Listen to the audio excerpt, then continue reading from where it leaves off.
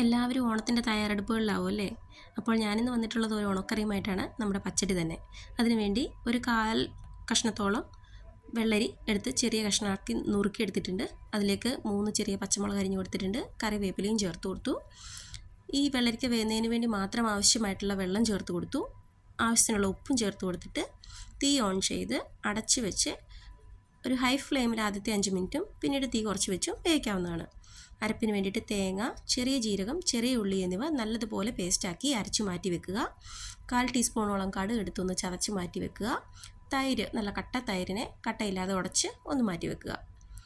നമ്മുടെ വെള്ളരിക്ക കഷ്ണങ്ങളൊക്കെ നല്ലതുപോലെ വെന്ത് വെള്ളമൊക്കെ വറ്റി വരുന്ന സമയത്ത് തേങ്ങ അരച്ച് വെച്ചിട്ടുള്ള കൂട്ട്, അതായത് തേങ്ങയും ചെറിയ ഉള്ളിയും ചെറിയ ജീരകവും കൂടി അരച്ചെടുത്തിട്ടുള്ള കൂട്ട് അതിലേക്ക് ചേർത്ത് തീ ഓഫ് ചെയ്ത് നന്നായിട്ടൊന്ന് ഇളക്കി കൊടുക്കുക.